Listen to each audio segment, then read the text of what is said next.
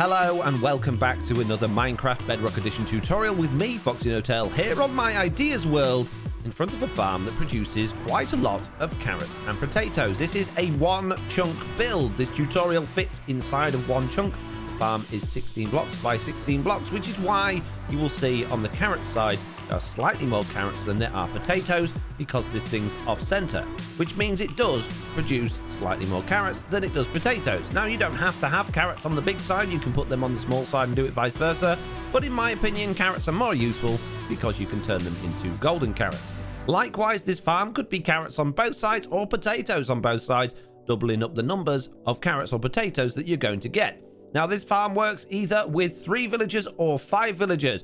5 villagers giving you slightly more per hour. Over the tests I've done with 3 villagers, you will get an average of 9 stacks of items per hour, but with 5 villagers, we will get an average of 10.7 stacks per hour, which is only just less than a stack more for an extra 2 villagers, so I would probably recommend going with the 3 villager version, and this farm will just keep running in the background of your world forever and ever, producing you lots and lots of carrots. This farm also has a complete storage system underneath it, separating your carrots from your potatoes, and any junk that happens to ending up there as well will be saved, and it is incredibly easy to build. So let's get to it. In terms of a material list, I am not going to tell you the exact quantities of materials that you need because, in all honesty, I don't think I can be bothered to go around counting every single bit of farmland that I've placed and all of the blocks around the outside. You'll have to do that yourself, which you can do with this handy structure file that I'm going to be giving you in the form of a add-on pack that you can add to your world so you can import this structure to any world that you want. For example, you can create yourself a new world, go down to behavior packs, grab your vegetable farm pack, add it to the active packs, go to your game, create it, and then providing you've got cheats enabled, you can pick a spot and do a command, which is function and then import. Hit that, and there you go. Your carrot farm is going to be there, ready to go, so you can copy it at your heart's content. Now, bear in mind, don't do this on your survival world because it is cheating. This is here for you to use as a tutorial and to help you with problem solving it and building it, not for you to just import in your world and start using it. Although I suppose you could do that if you want to do that, because with Minecraft you can play the game however you want to. Anyway, back to the tutorial. So if you like the idea that I'm giving you this structure to play with instead of a world download, then make sure to hit that like button on this video and help me get this out to as many people as possible. The link will be in the description below and you'll be able to download it directly from my website too. And there you go. Did you see that villager just throwing that one some carrots there? Proof in the pudding that this farm works brilliantly.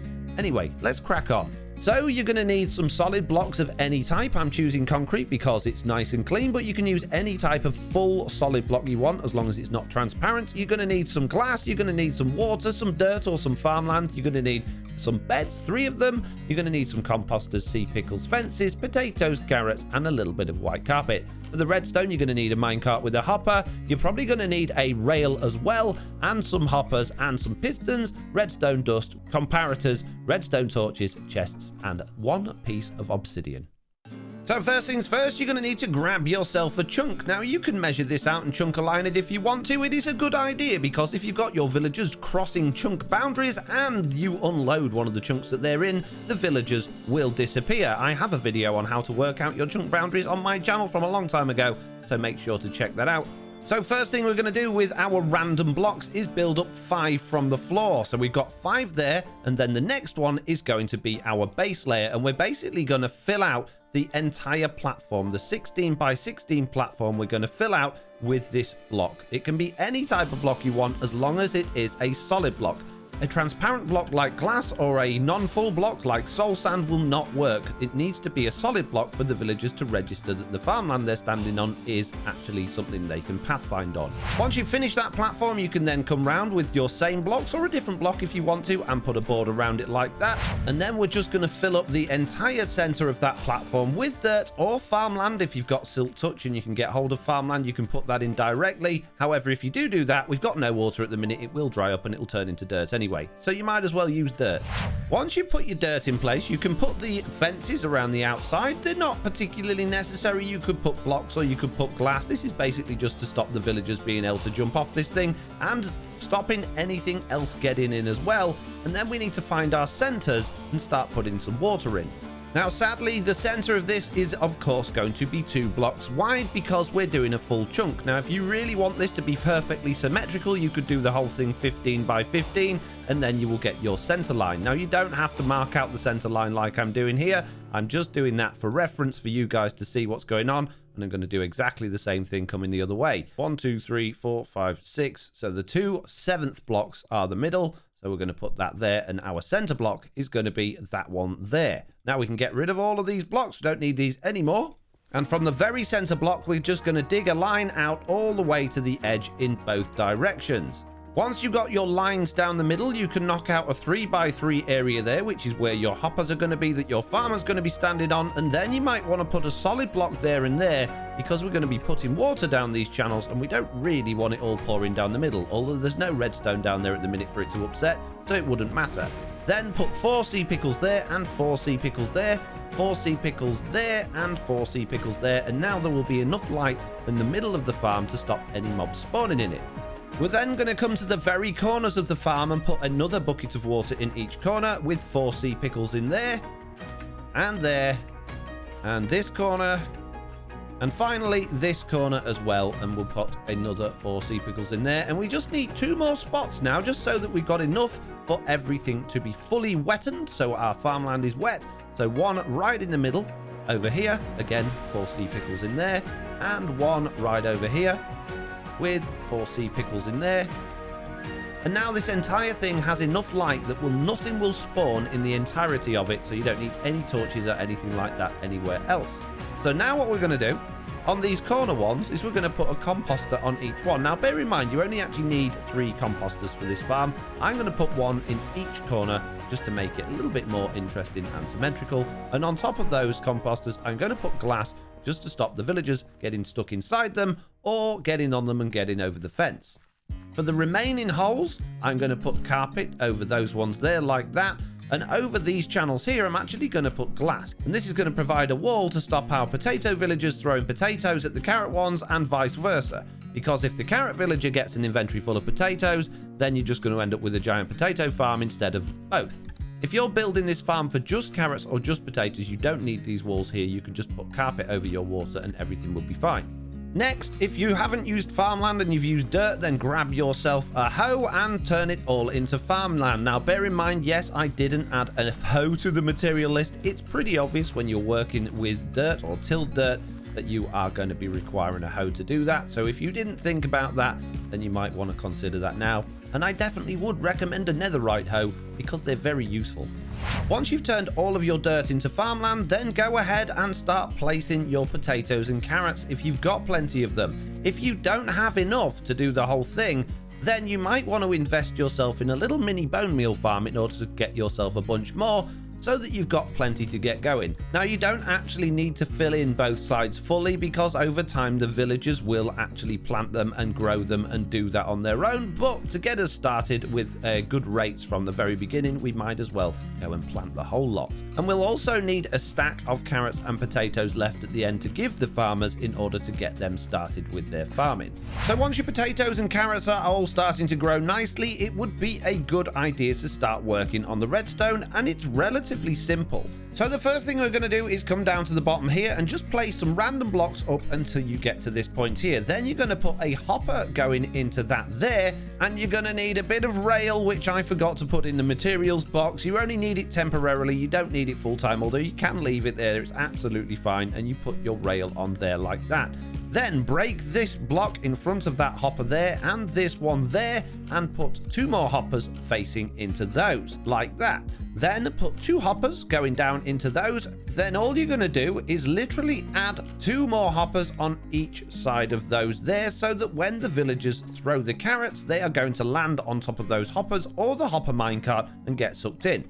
Now, I know that hopper minecart doesn't look like it is a hopper minecart, and that is because in this version of Minecraft, there is a bit of a glitch where hopper minecarts look like normal minecarts. So anyway, yeah, don't worry about that. You just want your minecart in the middle. It can be on the track, or it doesn't have to be on the track at all. It can just be standing on top of that hopper, and then we're going to put a little bit of carpet over the top of it. So we're going to have to place a block next to it in order to put that carpet there. But there you go, that's now done. And now all we need is a little bit of fence, and we're going to put the fences on top of the hoppers like this to stop the villagers being able to get too close and giving our central villager the items directly. So that is the very top of this farm, completely done. Now, if you are concerned that your villager may throw an item down there and it gets stuck on that concrete, it's very, very unlikely. As you can see here, I'm trying very hard to simulate that. You could replace those 2 bits of concrete with hoppers as well, but you really don't need to. Get rid of your temporary blocks down here, and now we're going to build the sorting system, which is really easy. So in order to build this storage system, we're actually going to be using temporary blocks in the place of our hoppers so we can get our hoppers facing the right direction. Place 1 underneath the central hopper there, and then 4 in a row next to each other like that.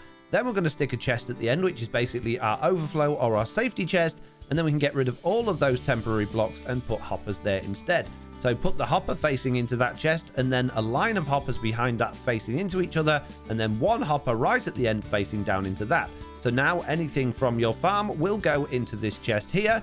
Then what we need to do is put a block under any single one of these. It really doesn't matter which one.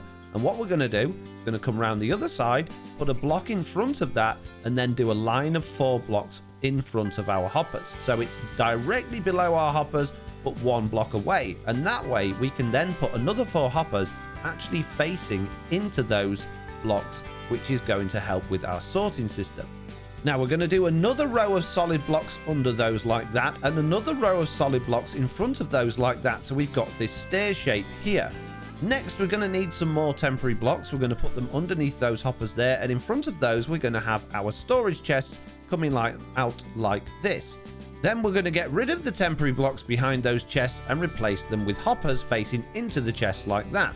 Then what we're going to do is actually make a little hole in the floor so we can get down a little bit lower and see underneath this thing. We need our pistons, and we're going to put them on this side facing towards us underneath our concrete. So underneath our bottom part of our stair, we're going to bring them there, and we're going to put a piece of obsidian in front of those to make sure they can't extend. We then need to put redstone torches coming out from each one of those there, which is going to lock those hoppers, which is making our storage system work. Now you can fill that hole back in if you want to, and if you wanted to extend this storage so you've got more, you could actually put another row of chests in front of those there, and then you could put hoppers behind those facing in there, and that way anything that goes into these top chests will go into the bottom ones first and filter down, so you've got plenty of storage for your carrots and potatoes. Next, what we're going to do is have some redstone dust going into the side of those pistons and some glass blocks in front of those, with more redstone dust on top and more glass blocks on top of those. So now what we've got is a little redstone staircase going down through the glass, and they are going to be powered by comparators, which are going to be sitting on these concrete blocks here. So these comparators are basically going to read how many items are in those hoppers, and when there's too many, the signal strength will be strong enough that this torch will turn off, allow the items through this hopper and into our chests. So now you really need to start thinking about filling up your chests. So grab yourself a whole bunch of temporary blocks. I'm going to use the concrete that we're building with and put 4 single ones in a stack on the right hand side of our hopper. And then all we're going to do is put a carrot in the first slot of the 2 left hand side ones, and we're going to put potatoes in the first slot of the right hand side ones. Now technically the hopper system won't work until there's 41 potatoes. It will let more through after there's 41 or more, but we only need 1 in each one to get us started.